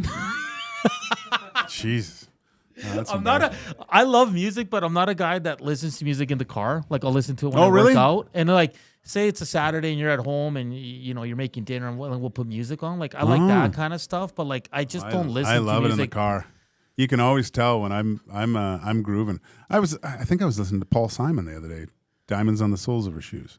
It's kind of it's a funky little beat. But I'll bounce around. Because growing up, my dad too, every Saturday he'd get up and make breakfast for the family, but he always he liked rock, classic rock. Oh, okay. Yeah, so like me and my sister. I'm not one genre, right? Yeah. Like, it's funny because actually my daughter this morning said, can I play some music? I go, oh, yeah, sure. And I was like, when did you turn into like 60s lounge music? Like, it's just crazy what she's listening to. It was hilarious. It's funny though because like I like old school rap because I grew up on it. Yeah. So I still listen to that. But I listen to a lot of Spanish music. Like I listen to Spanish like reggae, which is kind of weird, or Spanish rock, and like I'm a little weird when it goes into that kind of music. Like I'm not into the new rap or hip hop or anything like that. No, it all sounds the same to me. But I think that's what you say when you're over 50 with kids. Yeah. Turn that stuff off. Coupe Nation. Perfect. The Edmonton Elks, let me take a look here. Yeah. Jay's mad at Hernan for scooping him with the CFL stuff right now. Yes, the Edmonton Elks have agreed to terms official by the club on a 3-year extension with QB Tre Ford. 3 years. Let's go. Yeah, that deserves a clap. That deserves a bevy, maybe a pierogi or two, and a couple of hugs here in the break. Oh, I think I heard Dusty yell too. So Tre Ford, it is official. That's the first time I ever broke something, so I'm very proud of myself. That's good. Good job. I hope my mom's watching. Big Uke, great song, Gage. Yeah, Graceland, Mex Bizozu. Graceland is a great album. It is. It's a fantastic album. I mean, Paul Simon was not so much Simon and Garfunkel, just Paul Simon is solo stuff was usually played in my house. Yeah. I grew up on Peter Frampton. Okay. Yeah. What's the other one? That there is a house. In New Orleans. They call the rising sun. The Animals? The Animals. Yeah. Jeez. Like, how old are you? My pops is into that kind. Like in his car, it's 97 all the time. Oh, really? He loves classic rock. Yeah. A lot of. What about Van Morrison? I don't know. No. If you heard, you'd know it, but like he loves, like that's where my love for Dire Straits comes from. My dad. Okay. I love Dire Straits. Yeah. Like Sultans of Swing and Money for Nothing. Yeah, that's great. Grade 7 for me. I remember because I had that Walkman with the orange things. I was grooving down the hall. That's amazing. All right, coming up next, we'll go to Chicago, talk about the coaching change made there with the Blackhawks with Tam Bamford from the Bleacher Report. That's coming up next here on EST Afternoons. Keep hammering that thumbs up. Let's do it for Tre Ford and the 3-year extension. He's back, baby, and exciting times for the green and gold. But first up, Coupe Nation with a sports update.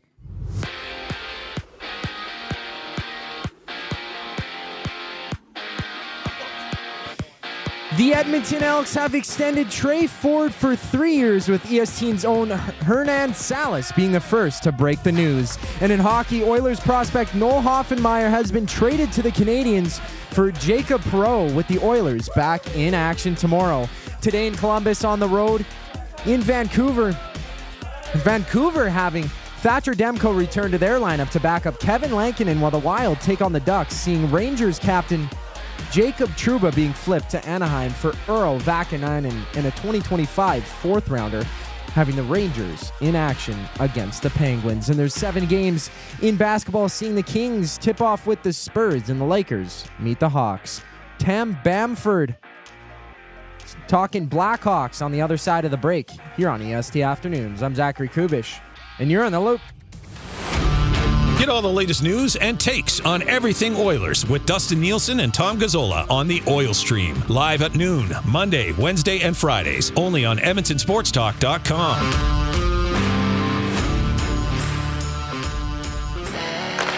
Hockey lives at the Canadian Brew House. Every Oilers game day, get $1 off tankards of Molson Canadian and Coors Light. Plus, you can win game tickets and a surf and turf dinner for 2 at the end of the season. Full details at thecanadianbrewhouse.com. In life, it takes a village. From childhood to your golden years, we all need support. At Capital Care Foundation, we've built that village for our 2,100 seniors. Join us in creating a nurturing environment that feels like home and fosters community connections. Your donation makes a difference.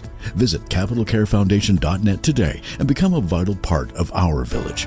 Because together, we can make every stage of life a shared journey. Be a part of the journey. Support Capital Care Foundation. Edmonton Sports Talk delivers a mass audience of key, influential customers to your business, all while you associate your company brand with the biggest names, the hottest sports news, and teams from every league around the globe. It's where fans go to get their sports fix and where our partners find the most loyal consumers. Contact us today and see how our team on Edmonton Sports Talk can score the biggest goals for your business. With various advertising options available, email business@edmontonsportstalk.com or head to our website, edmontonsportstalk.com.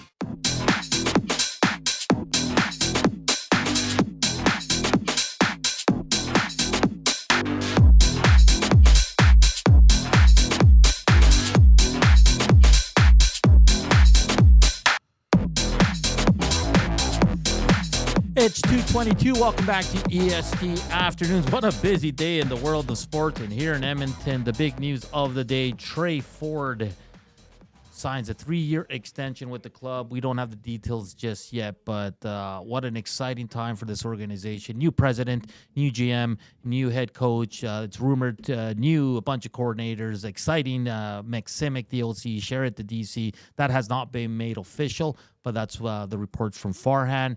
And then just about last segment, I got word that it was going to come down, and then 20 minutes later it did. So, yeah, it was good times for EST. Breaking a lot of news lately, Gager. Lots. Yeah, Lots of news. It's amazing being around all these insiders. Just the wealth of knowledge and contacts. It's great. Yeah. We're going to get to talk some more NHL. The Chicago Blackhawks made the decision yesterday to fire Luke Richardson as head coach, taking over in the interim basis. We Anders Sorensen, who was with their minor league team, and to talk all things Chicago Blackhawks, Tab Bamford, lead Hawks writer for Bleacher at Bleacher Nation and columnist for the Fourth Period. Tabs, good to talk to you again. How you doing, my friend?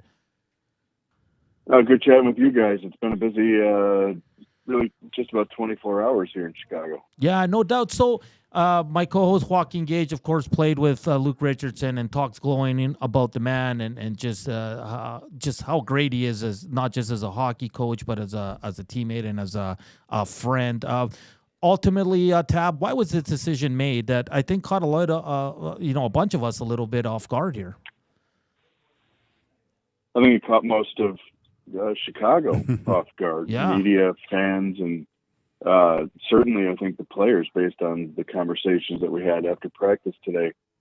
Based on what General Manager Kyle Davidson told us this morning and kind of what the players have been frustrated with, and frankly Luke was frustrated with over the last month or so, it feels like this team is finding a different, unique way to lose games on a nightly basis. They went out and restocked about half of the NHL roster with veterans in the offseason after a really tough show last year. But last year, a lot of that was because they had some guys like Kevin Korchinski playing who probably would have benefited from having more stable partners on the back end, more veteran consistency, and the injuries that hit the Blackhawks were just ridiculous last year. So they stockpiled depth with guys who know how to play the game the right way.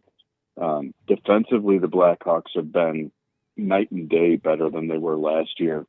But the offense just has not been there. And it seems like every time there's just a little bit of a hiccup, it ends up in the back of the net, and that ends up being a critical goal at the worst time humanly possible. So death by a million paper cuts, I guess you could say. But really, I think it's just, as Davidson said this morning, when you wake up heading into the first weekend in December with a roster that you expected to be better than last year's, and you are still dead last in the National Hockey League, something had to change. And unfortunately, the easiest person to change in that situation is the head coach. And so Luke Richardson was the guy that found his place with the organization being changed first. But as Jason Dickinson told me this afternoon, the first change is the head coach, and then you start looking at the individual players, and then you start looking elsewhere in the organization. So now I think every guy on that roster, and certainly with the veterans that they have, a lot of them have been through something like this before. They know that now the pressure is squarely on them to start doing their jobs a little bit better and turning some of these close losses into wins for the organization. So, Tab, can you bring some light into what Kyle Davidson's view of this team was? I mean, it was probably a lofty expectation of the Chicago Blackhawks making the playoffs, but was he thinking possibly that they might be maybe knocking at the door or competing at least into, like maybe late February? Was that the kind of goal? And so with this firing, what direction do the Chicago Blackhawks go in? You had mentioned that they have a wealth of more experienced players. Do they become looking to kind of revamp the roster with maybe some younger talent to start not that they weren't in a rebuild already, but just getting a little bit younger? Yeah, two really good questions and a ton to unpack on both of them. I think realistically, when you look at a lot of the projections that came out from analysts, I mean, even, the Blackhawks do an internal video series behind the scenes, and the first episode for this season, one of the assistant GMs, Norm McIver, on camera was like, where are the goals going to come from? And ultimately that's been the problem. The goals have not come. They're second to last in the league in scoring average. I don't know how Nashville's below them with what they did over the summer, but somehow they're the only team below the Blackhawks as it stands right now. I don't think that there were any pipe dreams that this was going to be a 90-point team, but I think when you look at last year and how abysmal the record was, certainly I think if you're pushing somewhere between the mid-70s and mid-80s in points, that would be a huge step forward, and you'd see at least more competitive outcomes.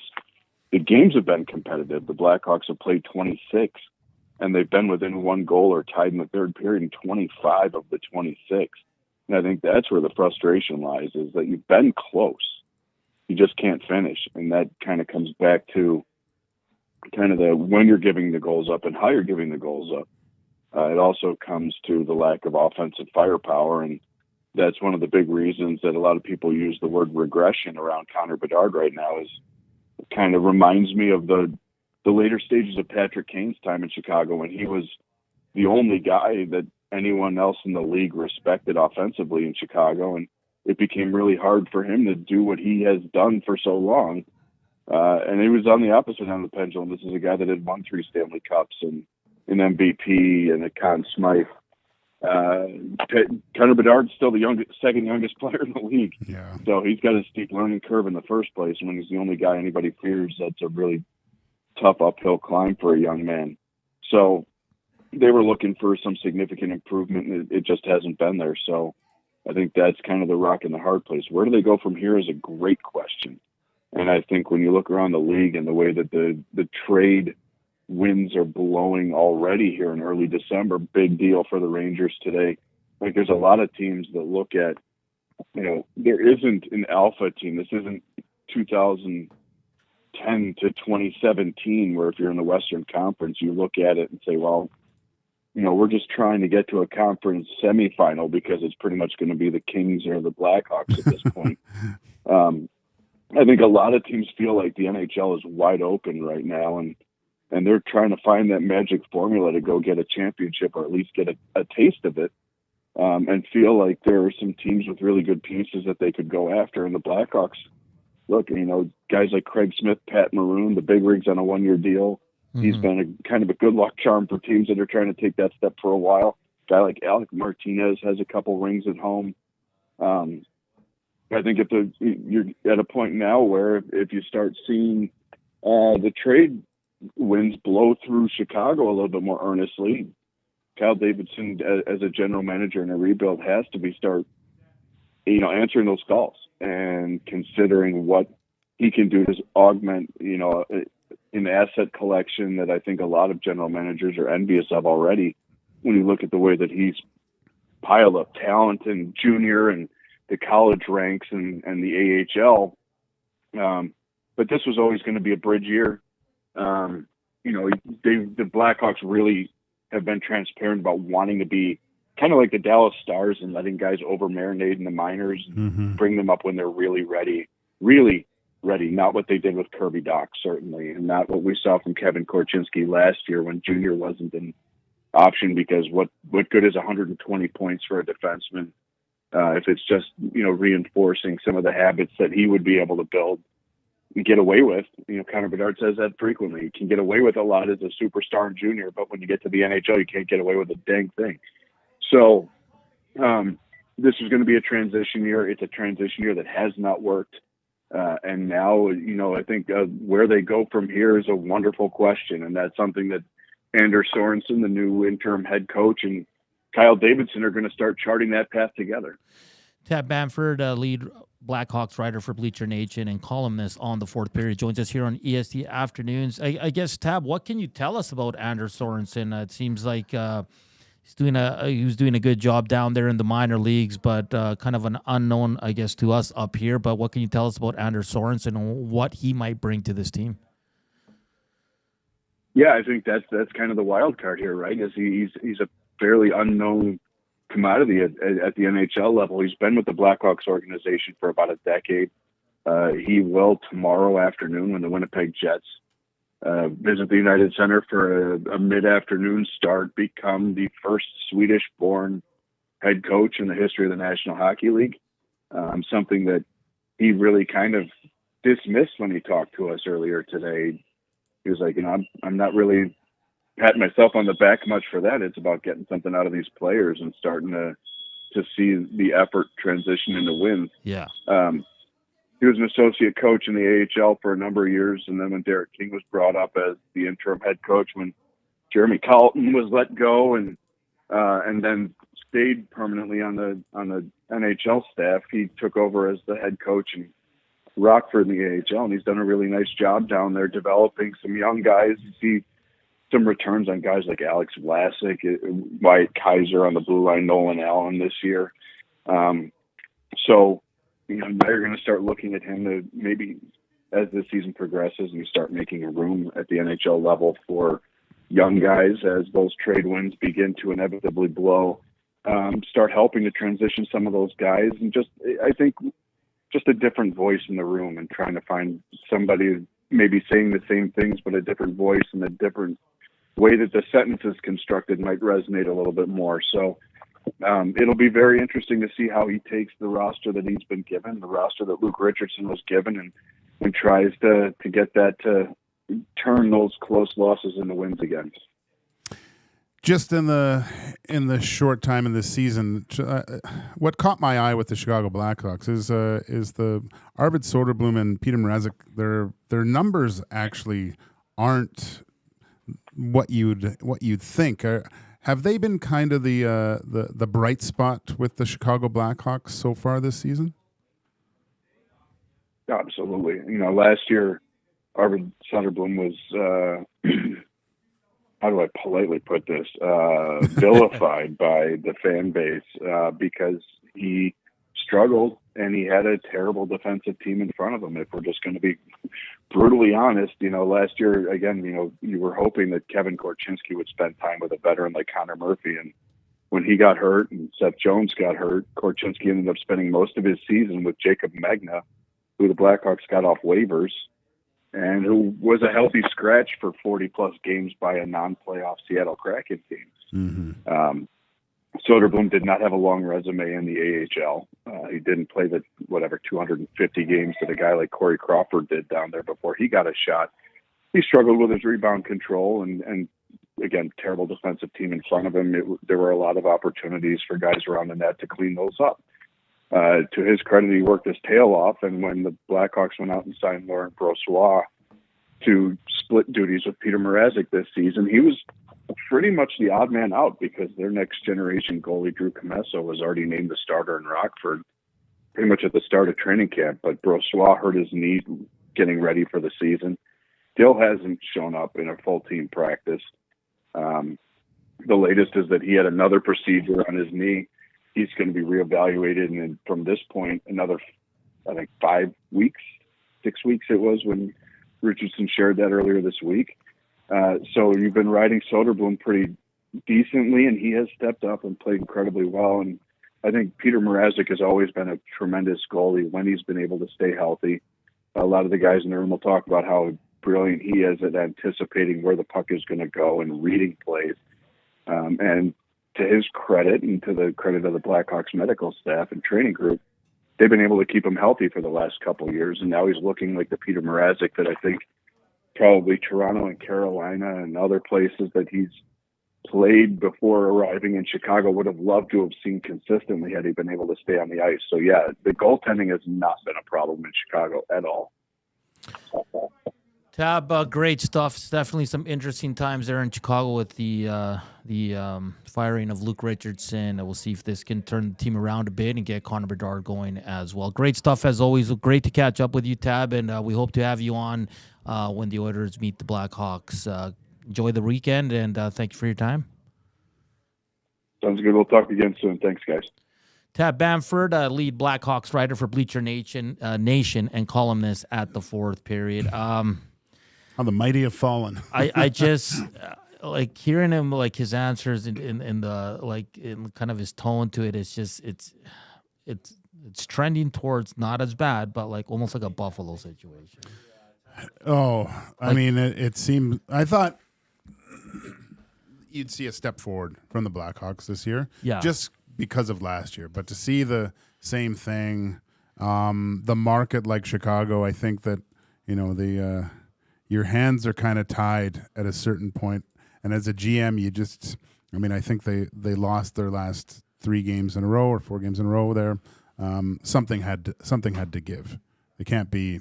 You have to show some sort of competitiveness and not just be dropping down, hoping for another first-round pick for some young 18-year-old to come save your franchise, because that doesn't even happen. But Tab talked about it. He said, they brought in all these veterans. And we saw in the Decade of Darkness, the Oilers do the same. The year they brought in Belanger and Ben Eager and all these guys, like that doesn't always work. But the guys that they brought in, they're top 6 guys, though. Yeah. That's the thing. That's why I thought, this is great. This is going to insulate Connor Bedard a little bit. Take some of the pressure off his shoulders to be the man every night. Like Tab mentioned it. He's the second youngest player still in the NHL. Like he's a young guy still trying to figure it out. But he also said after him, no one scares anybody. No. Like Teravainen, good. Bertuzzi's been up and down since he left Detroit, right? Like he's never hit the Tyler Bertuzzi we saw with the Red Wings. Taylor Hall, I think all know his best days are behind him. But you look at their top 2 centers, Kurashev and Donato. That's why I look at it and I'm kind of like, what did you expect from Luke Richardson? Like this poor guy's getting called up to coach the team now. Like they're gonna get a bump. Every team does. You get that coach bump. You win 2, 3. But I mean, he's still got the same roster to work with. Gager. They beat the Oilers 5-2. They did. That was early, right? I don't know. And great question on the goaltending, because for me, Mrazek's always been solid. Like he's a good goalie, man. And Soderblom, I didn't know much about, but I mean, it was just hearing his tone. It reminded me of Decade of Darkness, Oilers media doing radio. It's like, I don't know what else to tell you. Yeah, no, it's rough. Jasmine is in talking about me. No, she is the Grinch. We've established this. She's been absolutely horrible. She stole all the gifts. Like I brought gifts in, they're gone. They're all gone. We're gonna wrap it up here in the next segment. We're at 79 thumbs up. Let's hit him up for Tre Ford. Hit him up so Dusty can eat a cracker with some liver pate on it, and we'll film it if you guys want. But let's get 23 thumbs up and 10 subscriptions for Tre Ford. How about that? Let's do it. Exciting times. Go to your friend's place and just subscribe. More on the Tre Ford extension coming up after the break. It's EST Afternoons. Hit the subscription button. Hit the thumbs up button. It's Joaquin Gage, Hernan Salas. But first up, our guy, Zach Kubish, with a sports update.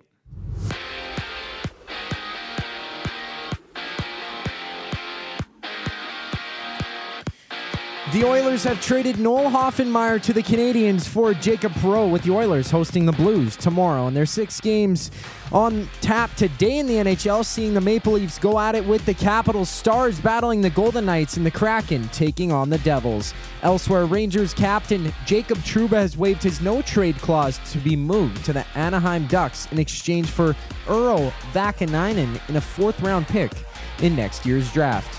While Thatcher Demko of the Canucks makes his return from injury to back up Kevin Lankinen against the Blue Jackets. And in football, the Elks have signed Tre Ford to a 3-year extension through 2027 with EST's very own Hernan Salas first to break the news. On the court tonight, the Celtics throw it down with the Bucks. The Pacers see the Bulls before the Timberwolves face the Lakers, having 7 games around the association. The final segment of EST Afternoons before a jam-packed Reed Wilkins show just after the break. I'm Zachary Kubish, keeping you up to date. Don't feel like working? Join the Hangout. You never know what you might hear. Weekday mornings 9 to 11 on EdmontonSportsTalk.com.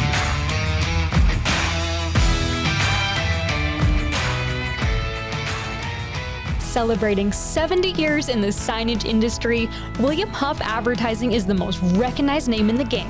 An in-house, one-stop shop for all of your design, print, and installation needs. William Huff provides quality graphic solutions for everyone. Here in our City of Champions and throughout the nation, they are the preferred signage partner entrusted by many of the biggest corporations, pro sports teams, and organizations to bring their identity to life. Recognize the name, get in the game. WilliamHuff.com. You want the heavy hitters on your team, both on and off the ice. If you've been injured in a car accident, call the heavy hitters of injury law. James H. Brown and Associates, Alberta Injury Lawyers. With over 200 years of combined injury law experience, their precedent-setting lawyers are ready to help. Locally owned and proud Edmonton Oilers fans, James H. Brown and Associates wants to support you with their unrivaled experience, unrivaled results, and unrivaled commitment. When accidents happen, head to jameshbrown.com. You could set up your Christmas tree in the last available spot in the house, or you can create the space you need with Sentinel Storage. Get the most out of Christmas. Shop Canadian, store Canadian. Try 4 weeks free. Visit sentinelstorage.ca.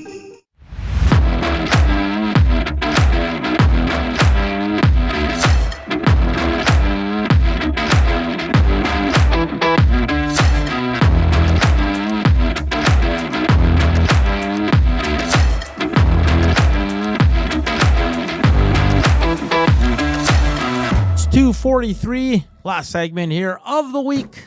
So it's Friday, EST Afternoons. Joaquin, Gage, Hernan Salas, Cube Nation in the house. It's a good crowd here today. Yeah, enjoying this. This is nice. That was good. Got Really the girls, the GF's Christmas party tomorrow. Oh yeah, Yeah, should be a good time. Where? Can't remember. Downtown somewhere. Oh, okay. Yeah. It's always a good time. They have really good Christmas parties. So. Oh yeah. Good food. Last year they did it at Hotel McDonald. Oh, that's nice. Little ritzy. Huh? Yeah. Like that. Hadn't been there in maybe my second time ever. Really? In there. Yeah. I think for the Oilers Christmas parties, we had them there. Oh, really? Yeah. Yeah, wow. My first time with the Oilers, as Luke Richardson was on this team. I've got pictures. I should bring him in. The karaoke machine came out, and it was an earlier time, but I think I went and gathered up all the wives, and they stood behind me, and I sang Robert Palmer's Simply Irresistible. And they all danced in that way, and I sang it. Yeah, man. Of course you did. Of course I did.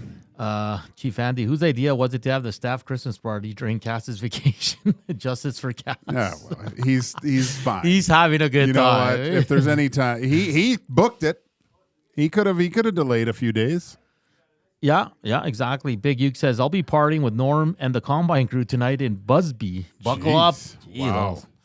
Be safe, boys. Be safe. What's Busby code word for? Or is that a place?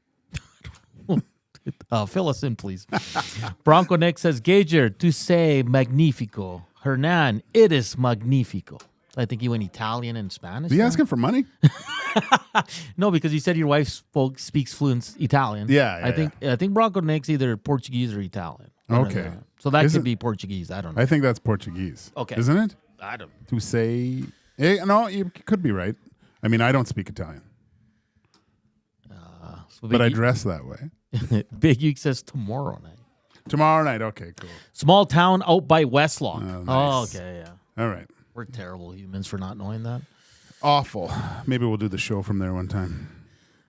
So yes, Tre Ford. This were the remarks from manager Ed Hervey. Today marks the beginning of Tre Ford's opportunity to take the reins as a starting quarterback of this franchise. He has expressed the desire to compete for this opportunity since his arrival in Edmonton and will be given the chance to do so for the green and gold. We believe in his potential and are excited to see what he can become for the organization and the city over the next 3 years. Tre Ford says, I'm very excited to sign an extension with the Edmonton Elks. I can't wait to get back in the locker room with the guys and work with all the new coaches. There are exciting times ahead. I can feel it. Go Elks. It's great, man. Boy. That is great. And that's what I mean, where, like, I know the Oilers are the big fish in town, but like you said, it should be plastered everywhere. Connor McDavid, Tre Ford, Connor McDavid, Tre Ford, Draisaitl. What we saw yesterday with the two coaches, we need more of that. Do you know what I mean? We need more of these are the two and include everybody, include the Stingers, the Riverhawks. Like, why does it have to just be one or two? Look, there's unique opportunities at certain days of the year where you can. I remember there would be like a Riverhawks afternoon game and then an Elks game. Yeah. Like if these two are like, okay, watched and then come watch us. You can do we'll have a bus to pick you guys up and take you to two sporting events. Like, how great is that? Our summers here are fantastic. It's dark, man. That was really depressing yesterday driving how dark it was. But and then into the fall, sometimes there's earlier Elks games and an Oilers, something like that. Like it's just I don't know. People are always going to say the money and all that. But I think you could probably do some sort of a deal by doing both, right? They did once. It was the Stingers, the Elks, and this is before I worked for them, but I think COVID hit. Oh. They had like a package where you can buy games for all three. For all three. That'd be cool. Yeah. Because Riverhawks games are awesome. Oh, Stingers games are awesome. Yeah. Elks games are fun. Right? Yeah. So like they're all fun. And of course Oilers is Oilers, right? Oh, like, yeah. You go there and it's Who was in the box last night? Who was? Remember yesterday's show? Someone said they were in a box for the first time. Oh yeah, who was that? It was on our inbox.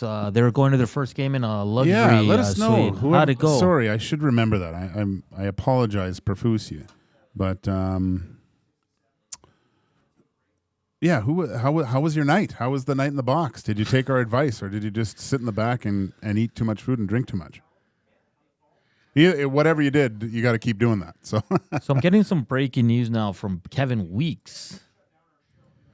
In tandem with colleague Emily Kaplan, we're told the New York Rangers have agreed to an 8-year contract extension somewhere between $11.5 and $12 million for goalie Igor Shesterkin.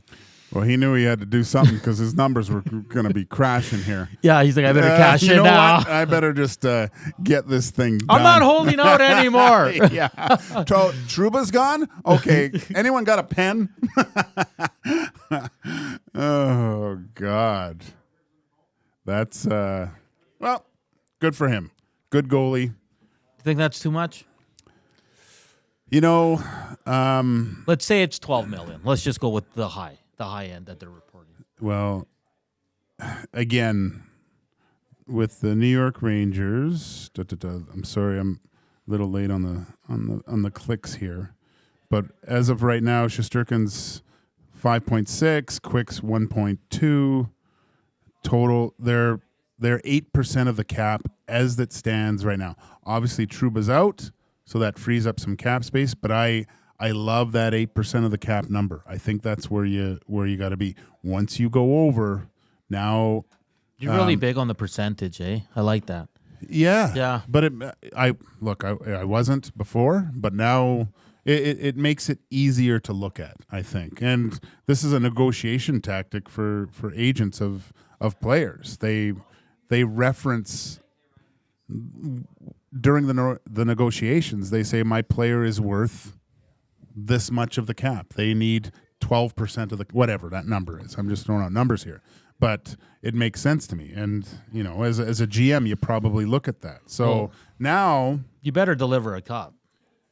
Well, you better deliver games that, the amount of you have to provide Vezina type goaltending on a regular basis, not unlike Hellebuck and stuff like that. Like that's what you want to do, and Shesterkin can do that, but it's somewhat like a no trade clause where it handcuffs the GM later on. Like look at that Carey Price contract that put a noose on the Montreal Canadiens for years. And I'm not saying Carey Price wasn't worth $10 million because he did get them to a Stanley Cup final, and even Bobrovsky. That was a noose with the Panthers, but he bought him a cup. He won him. He went to 2 cup finals. Yeah. So it's I'm intrigued about goalies getting paid this much. Good on him, but again, he's got to start taking this team far. It's going to be interesting to see. Again, it's being reported by Kevin Weeks and Emily Kaplan. It hasn't been official by the New York Rangers, but yeah, Igor Shesterkin looks like an 8-year deal between $11.5 and $12 million per. That's going to be very interesting to see how that deal is constructed, and how the last maybe 3-4 years are going to be in that deal. Because just for comparison's sake, Connor Hellebuck makes 8.5, right? Who is, I would say, the best goalie in the league right now. Yeah. Well, you could make an argument for the guy in Minnesota, but that's 10.6 of the cap. But Eric Comrie makes 8.25. Yeah, exactly. So it's. And then look at the Oilers combo, what they make. It's really low, man. 3.6. Yeah. In a Stanley Cup window. Baggio says, Gage, your wife speaks Italian. I need to have a convo with you here. Well, I don't speak Italian. My wife speaks Italian. She can teach you. I like this one from Juan. He says, McDavid, Draisaitl, Ford, Chuba Hubbard, Alphonso Davies are the face. Well, the faces of Edmonton right now. Yeah, because all those guys are from Edmonton. That's a great. Jason says, Busby's a little town northwest. We're all getting bugged for not knowing what Busby was. Derek from the Hat says, I hit a dinger in Busby playing Pee-wee. And Smith TM14 says, I grew up in Busby. I am so sorry. How about on Monday we do a nice little recap on the town of Busby? Bring me 4 facts, Gager. Jesus, so demanding. Bring me 4 facts of Busby. Portions of this hour brought to you by the Canadian Brewhouse. Host your team or league fundraiser at the Canadian Brewhouse for a chance to win $2,500 with tons of options to choose from. The Canadian Brewhouse can help you raise the funds for your crew. Details in-store or online at thecanadianbrewhouse.com. Keep it locked. Reed Wilkins is going to close out the week from 3 to 6. They'll have Ed Hervey, Elks GM, right off the hop, 3:05. So keep it locked here.